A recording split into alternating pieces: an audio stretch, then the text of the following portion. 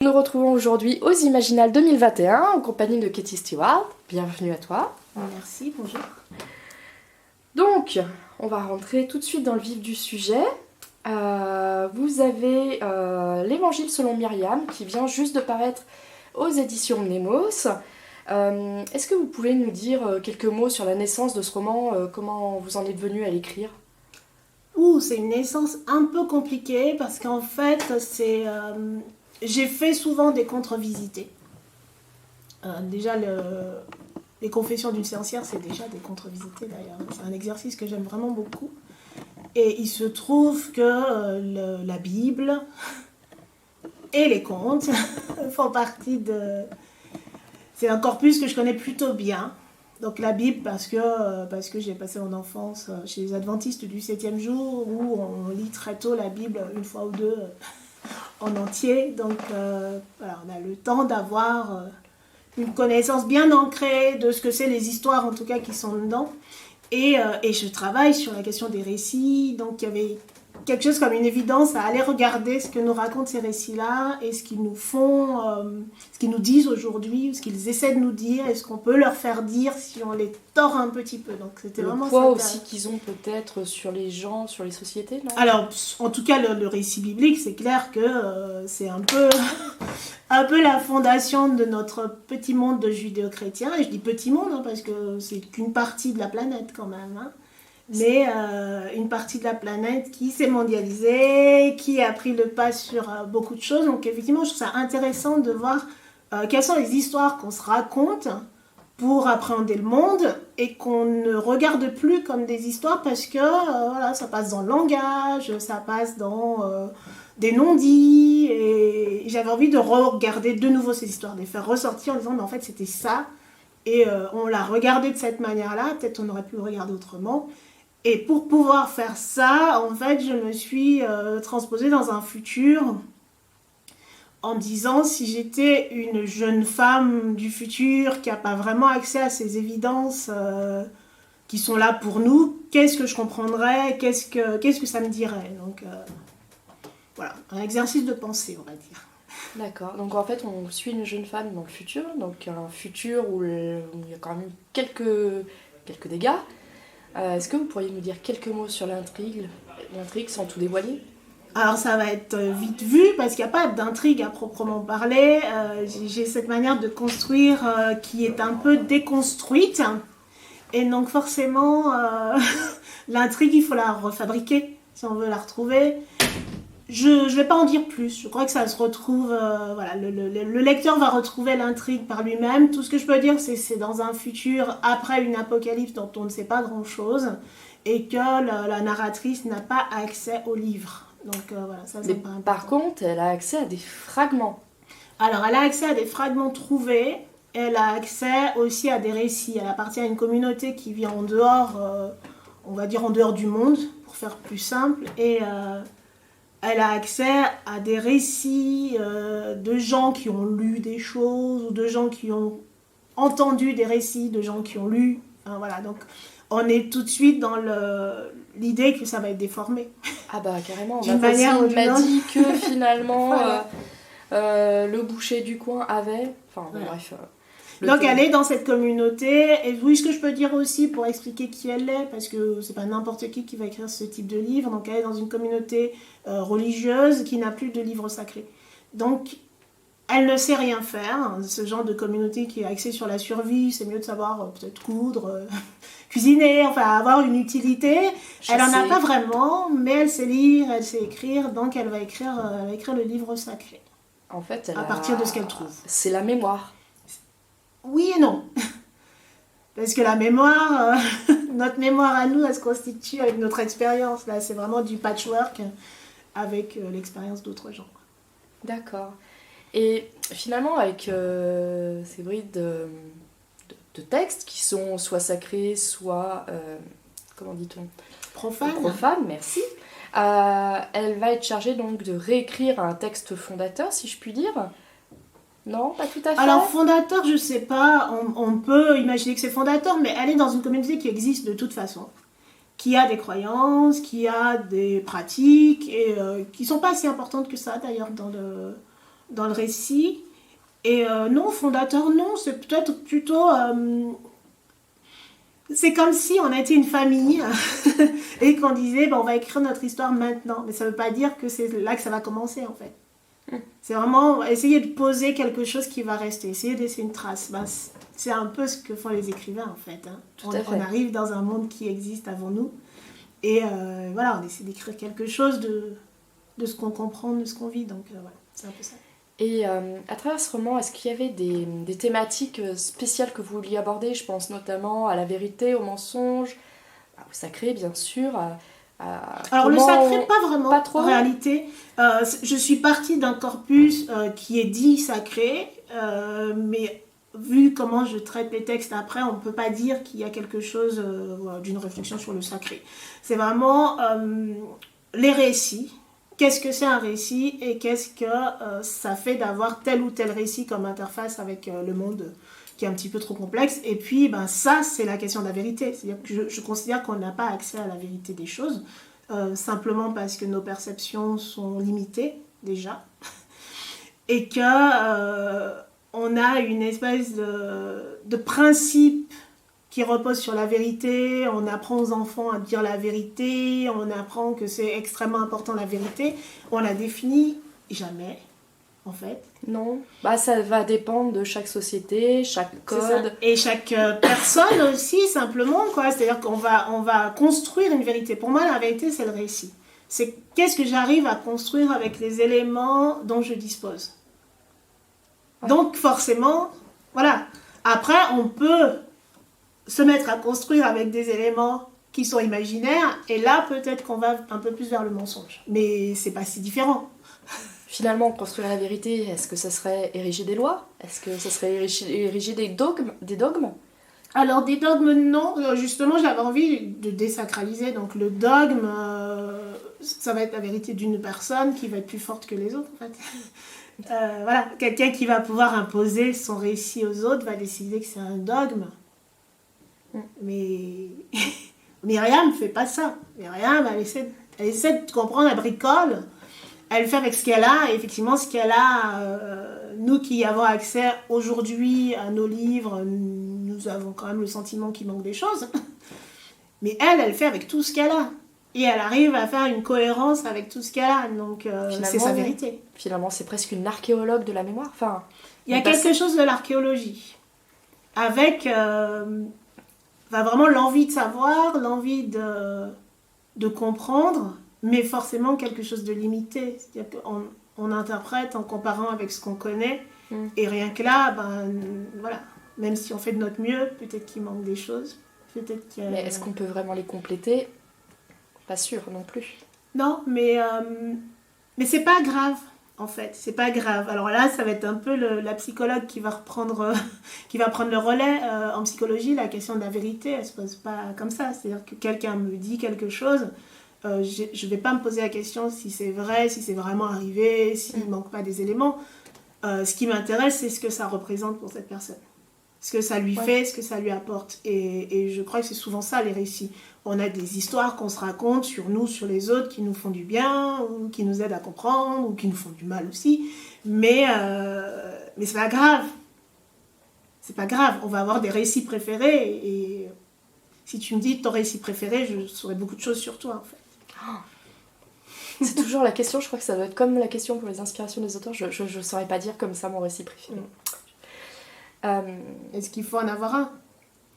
Oui, ça peut être des thématiques, peut-être que c'est plus pratique à analyser. Est-ce que l'évangile selon Myriam, c'est aussi une façon de questionner le thème de la mémoire, la mémoire collective, la mémoire des sociétés, comment on imagine le futur aussi, peut-être? Alors, ça fait partie des questions forcément, parce que, comme je disais, elle récupère des choses qui ne sont pas de son époque. Mais ce qui m'intéresse, c'est ce qu'elle en fait aujourd'hui. Donc, dans son aujourd'hui à elle, qui est un futur. Donc, voilà. Et comme souvent, enfin, pour moi, le passé, le présent, le futur, ce ne sont pas des temps séparés.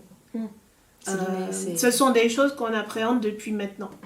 On a notre maintenant. Et dans mon maintenant, je peux me projeter dans un futur. Je peux aussi réécrire le passé pas par volonté de réécrire quoi que ce soit, mais parce que dès que je me retourne vers le passé, en fait, c'est un nouveau moi qui se retourne vers un passé, donc on va réécrire une histoire à chaque fois.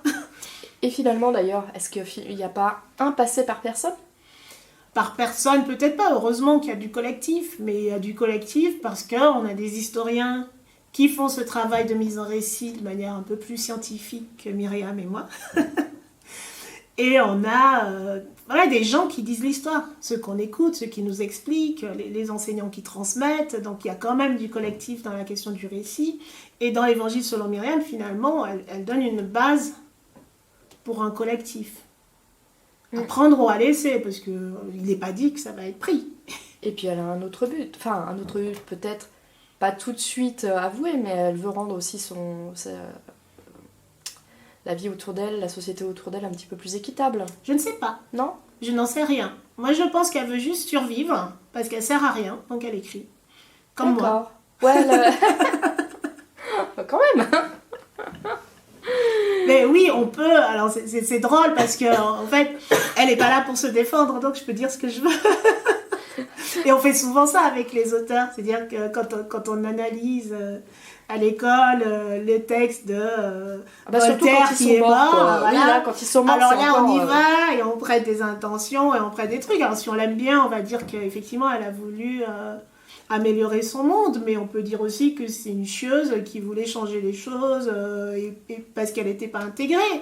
On peut aussi dire que ça l'occupait parce que sinon, en fait, effectivement, on allait voir qu'elle sert à rien. Donc il y a plein de lectures, plein de lectures possibles, mais c'est pas une bonne personne parce que je sais pas ce que c'est une bonne personne en fait.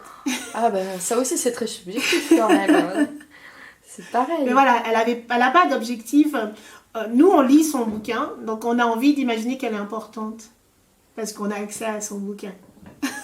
C'est vrai. Mais voilà, on sait pas. Bonne personne, mauvaise personne, bon passé, bon futur. Il y a aussi les textes qu'elle traite, qui sont quand même très différents. Parce qu'il y a des textes sacrés, des profanes, donc des contes, et mais finalement, quand on n'a pas les codes, en ouais. fait, quand on n'a pas les codes de ça c'est sacré, ça c'est pas sacré, il n'y a pas de différence. Hein. C'est ce que j'allais dire, finalement, elle les traite de la même façon. Est-ce que pour vous, finalement, tous les écrits sont porteurs d'un enseignement, ou en tout cas... Non, c'est plutôt l'inverse, en fait. C'est plutôt l'inverse. Je pense qu'il faut se rappeler que même la Bible, il y a quelqu'un qui a écrit à un moment, quoi. Donc, c'est des créations humaines.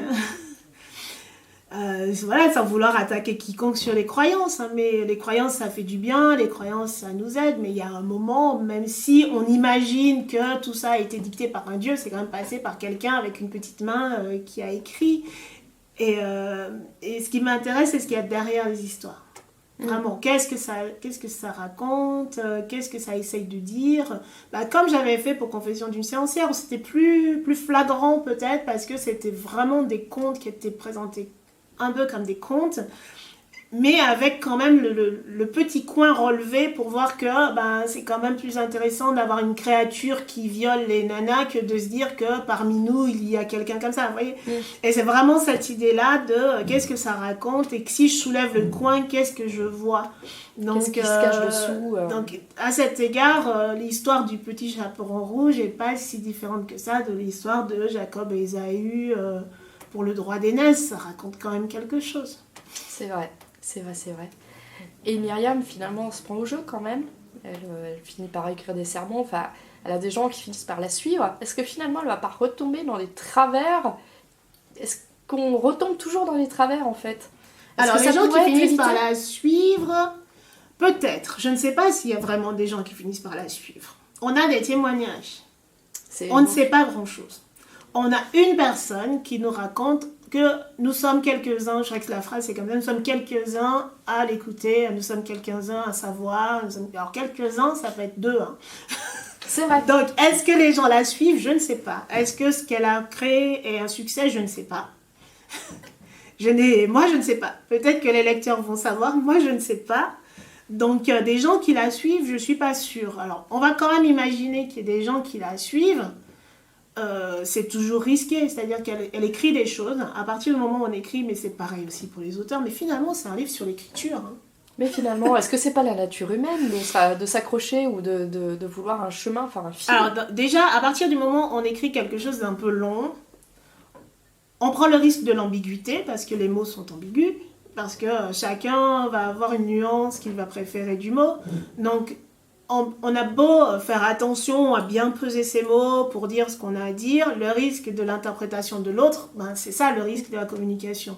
Donc elle écrit son truc. Je sais pas si vous et moi on a lu la même histoire déjà.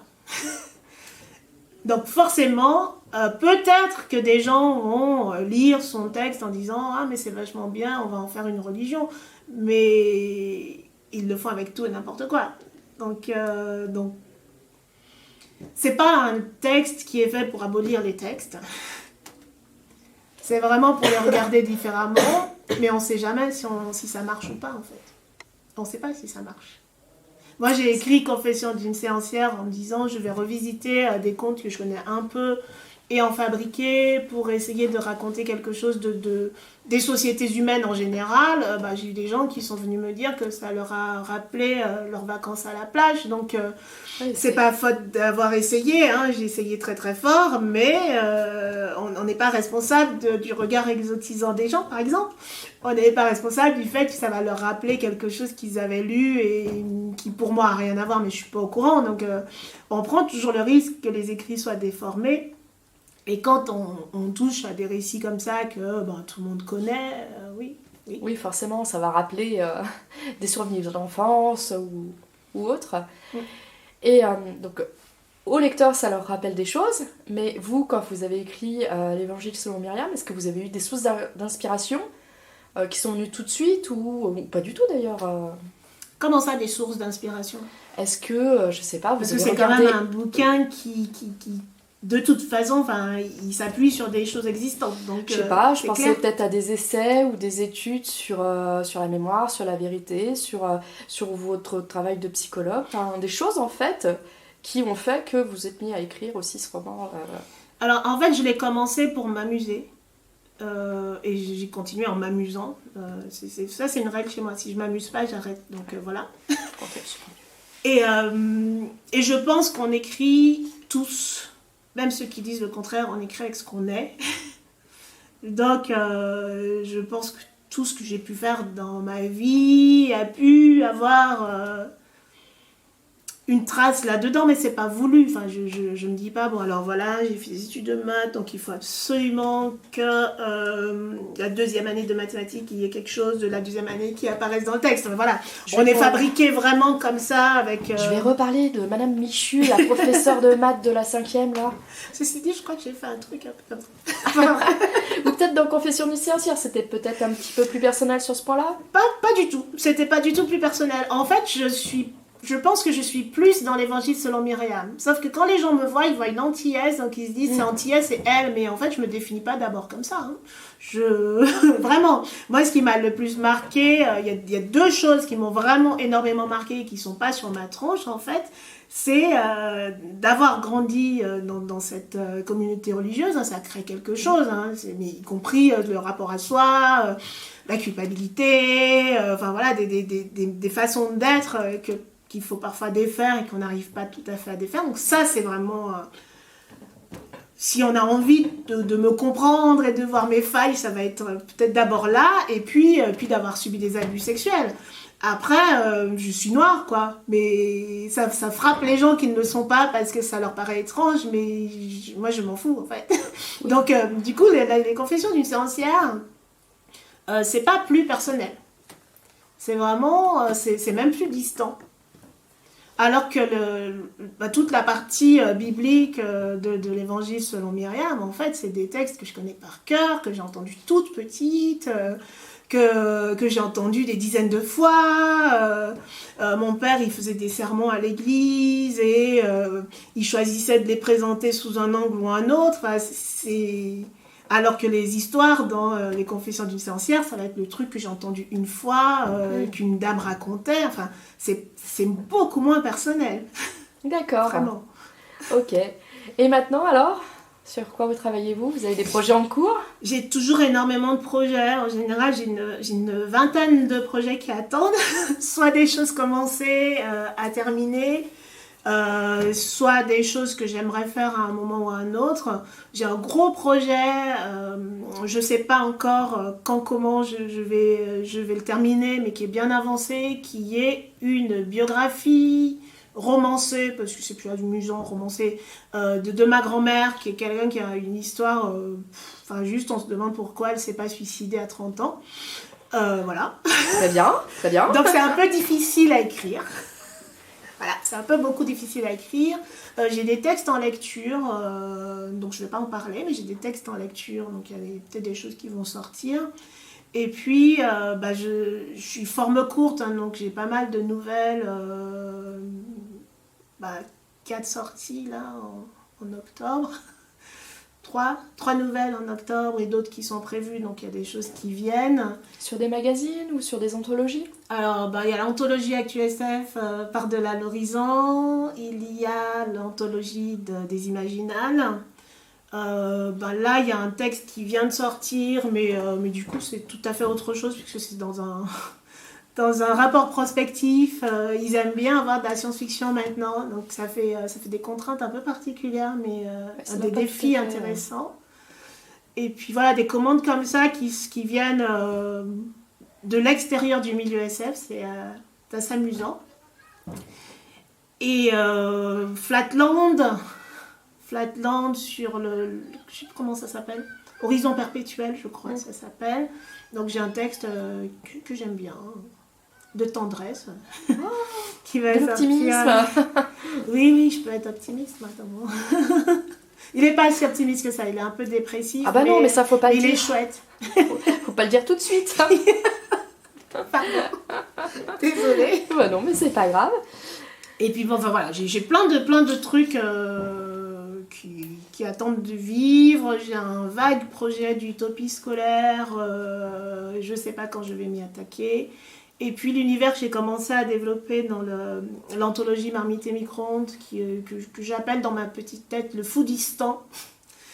Un monde fondé sur des catégories qui reprennent notre régime alimentaire. Donc j'ai adoré écrire la nouvelle des Goustibous qui se passe là-dedans et ça donne envie de continuer, de l'élargir et de continuer. Donc je suis sûre que j'oublie un truc, mais il y a de quoi, je ne vais pas m'ennuyer. Ah, mais et puis j'ai aussi une thèse en cours Ah oui, d'accord, oui, non, mais en fait, vous arrêtez jamais, quoi. Et puis, je dors, j'essaie de dormir la nuit, quand même. Et c'est pas mal, ça, c'est pas mal. Enfin, c'est pas aux Imaginales qu'on dort trop, mais... Oh, je pense que je vais dormir cette année. Et en tout cas, merci beaucoup d'avoir répondu à ces quelques questions. Merci. On vous souhaite un bon festival.